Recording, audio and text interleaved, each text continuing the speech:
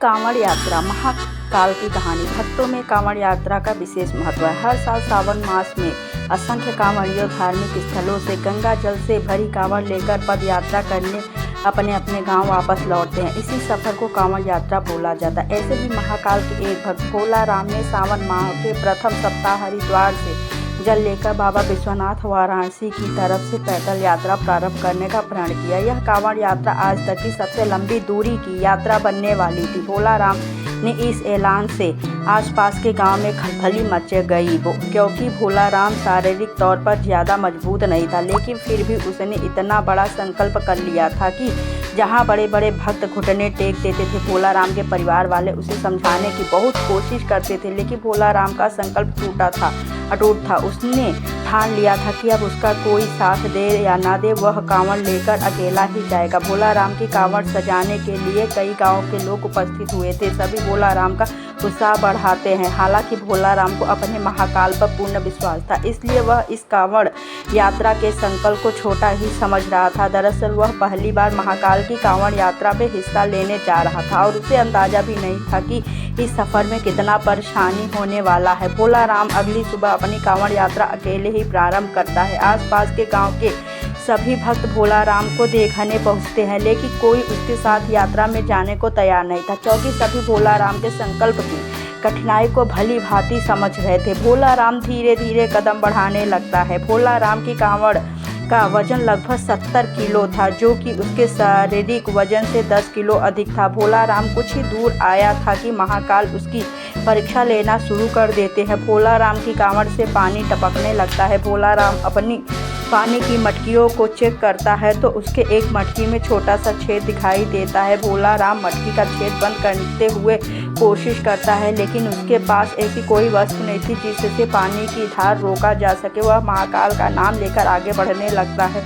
अचानक उसे रास्ते में एक मजदूर दिखाई देता है, जो रोड बनाने के लिए डांबर पिघला रहा था। भोला राम को तुरंत तरकीब सूझी। वह मजदूर के पास जाकर थोड़ा सा डांबर लेकर मटकी के छेद में लगा देता है और डांबर लगाते ही पानी टपकना बंद हो जाता है। भोला राम मजदूर को धन्यवाद देते हुए आगे बढ़ जाता है। समस्या का समाधान होते ही भोला राम का उत्साह दोगुना हो गया था और उसकी यात्रा की गति बढ़ चुकी थी। 4 घंटों की यात्रा होते ही भोला राम बहुत थक जाता है और रोड के किनारे एक पेड़ के पास बैठ जाता है। भोला राम अपने साथ कुछ खाने पीने की सामग्री रखकर लाया था, जिसे निकाल कर वह खाने लगता है। खाना खाने के बाद भोला राम को नींद आ जाती है और वह पेड़ से टिक कर सो जाता है। उसी सड़क से 2 राहगीर गुजर रहे थे। अचानक उनकी नज़र भोला राम पर पड़ती है। वह पेड़ से टिका हुआ सो रहा होता है और उसके बगल में एक थैला और कांवड़ रखी होती है। यह दोनों राहगीर आदतन अपराधी थे। भोला राम का थैला चोरी करने के विचार से दोनों उसकी तरफ आगे बढ़ने लगते हैं। भोला राम के थैले से कुछ पैसे और उसके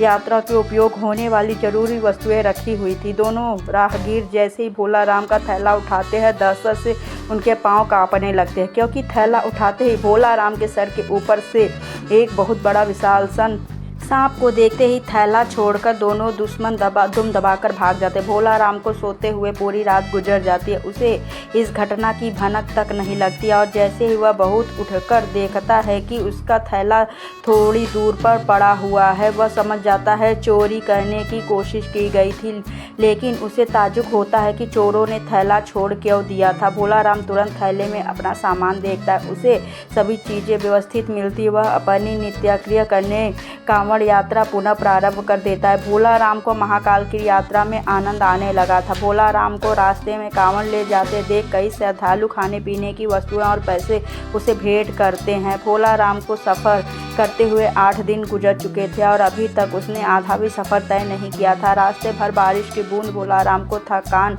का एहसास नहीं होने दे रही थी। तभी तक तो भोला राम को सफ़र में किसी खास परेशानी का सामना नहीं करना पड़ा था, लेकिन अब उलझन बढ़ने वाली थी, क्योंकि बारिश तेज होने लगी थी। नदियों का जलस्तर बढ़ रहा था और अभी भोला राम को रास्ते में कई नदी नाले पार करने थे। भोला राम शारीरिक दुर्बल जरूर था, लेकिन उसके हौसले बुलंद होते हैं। महाकाल की भक्ति ने उसे ऐसा एहसास दिया कि वह अपनी कांवड़ यात्रा को बिना रोके आगे बढ़ता जा रहा था। अचानक भोला राम को लोगों की भीड़ दिखाई पड़ती। वह आस पास जाकर देखता है तो हैरान हो जाता है, क्योंकि नदी का पुल टूट चुका था और आगे जाने का कोई रास्ता भी नहीं था, सामान्य स्तर से नहीं था, जब तक यहाँ के पार करना नामुमकिन था। भोलाराम कांवड़ लेकर सड़क पर बैठ ही जाता है और पानी नीचे उतरने का इंतजार करने लगता है। उसे बैठे 4 घंटे हो चुके थे। अचानक एक एम्बुलेंस आकर खड़ी हो जाती है। एम्बुलेंस के अंदर मंत्री को ले जाया जा रहा था, लेकिन पुल टूटने की वजह से एम्बुलेंस को रुकवाना पड़ता है। लेकिन जैसे ही मंत्री के काफिले को पुल टूटने की खबर मिलती है तो वह मंत्री जी के लिए हेलीकॉप्टर भेज देते हैं। हेलीकॉप्टर पहुंचते ही मंत्री जी के साथ साथ वहां बैठे लोगों को भी नदी के उस पार जाने का मौका मिल जाता है और उन्हीं लोगों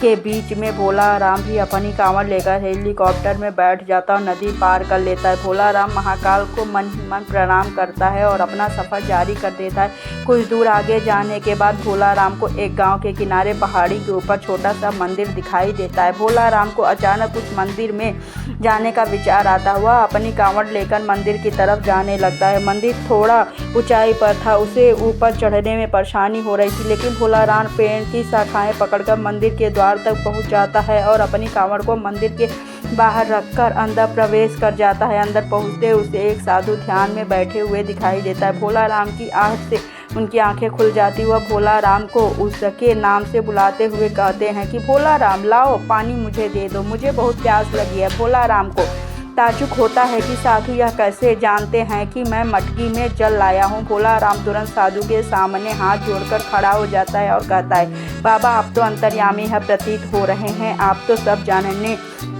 जानते हैं कि मैं कांवड़ के लिए पवित्र जल ले जा रहा हूँ, जिसे मैं आपको महाकाल के अर्पित करूँगा, और अगर मैंने यह आपको दे दिया तो मेरे पास वहाँ ले जाने के लिए कुछ नहीं बचेगा, और वैसे भी रास्ते में बहुत सारा जल गिर चुका है, मैं क्षमा चाहता हूँ, मैं आपको जल नहीं दे सकता। इतना कहकर भोलाराम मंदिर के बाहर आ जाता है, अपना कांवड़ लेकर पहाड़ के नीचे उतर जाता है। भोलाराम कच्चे रास्ते से आगे बढ़ने लगता है। थोड़ी ही दूर उसे एक गांव दिखाई देता है और जैसे ही वह गांव के करीब पहुंचता है वहां कुछ लोग बैठे होते हैं। सभी भोलाराम को कांवड़ ले जाते देख उसके पास पहुंच जाते हैं।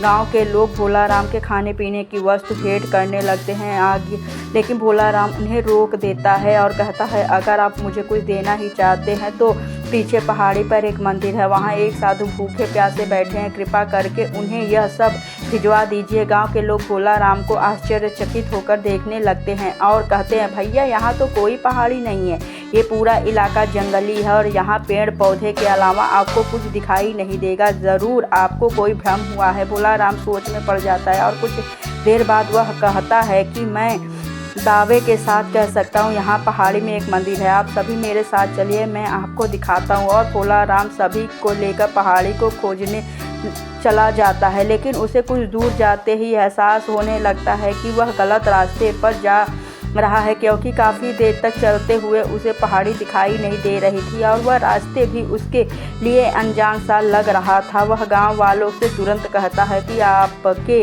गांव आने का इसके अलावा कोई और रास्ता है क्या? गांव वाले मना कर देते हैं और भोलाराम से समझाते हैं कि आप भ्रमित न हो, यहाँ कोई मंदिर नहीं है और न ही कोई साधु भूखा प्यासा बैठा है, आप अपनी कांवड़ यात्रा पुनः प्रारंभ करें, अभी आपका सफ़र लंबा है। भोलाराम वही घुटने के बल बैठ जाता है और हाथ जोड़कर महाकाल का आवाहन करके ज़ोर ज़ोर से रोने लगता है और रोते हुए कहता है, महाकाल मैं आपको पहचान नहीं पाया, कृपया मुझे दर्शन दीजिए। मैं जानता हूँ साधु के भेष में आप ही थे, मैं आपके लिए जल लाया हूँ और मैं आपको जल पिलाए बिना यहाँ से कहीं नहीं जाऊँगा। और कुछ ही देर में भोलाराम के सामने से बड़े बड़े पेड़ों से बिछे अचानक पहाड़ी में मंदिर नजर आने लगता है। गांव के सभी लोग मंदिर को देखकर दंग रह जाते हैं। मंदिर दिखते ही भोलाराम कांवड़ लेकर दौड़ पड़ता है और दोबारा उसी मंदिर में प्रवेश कर जाता है। गांव के लोग पहाड़ी के नीचे खड़े होकर महाकाल की महिमा देख रहे होते हैं। मंदिर रहस्यमय था, जिसे आज से पहले किसी ने नहीं देखा था। भोलाराम मंदिर के अंदर पहुंचते ही साधु के सामने अपनी कांवड़ रख देता है। साधु भोलाराम से कहते हैं, मेरे मस्तक में जल डालो, और जैसे ही भोलाराम मटकी से साधु के सर में जल डालता है, अचानक उसके सामने का नज़ारा बदल जाता है और वह वाराणसी की गंगा नदी के किनारे पहुंच चुका होता है। उसे कुछ समझ में नहीं आता, क्योंकि अभी यहाँ तक पहुँचने के लिए उसे 5 दिन का सफ़र और करना था, लेकिन यह सफ़र पल लग झपकते ही पूरा हो चुका था। महाकाल की महिमा को यह समझ चुका था। भोला राम की आंखों में आंसू आ जाते हैं और वह गंगा नदी के किनारे महाकाल के ध्यान में बैठ जाता है। भोला राम की कांवड़ यात्रा स्वयं महाकाल ने संपन्न की थी, जिसके भोला राम का जीवन धन्य हो गया।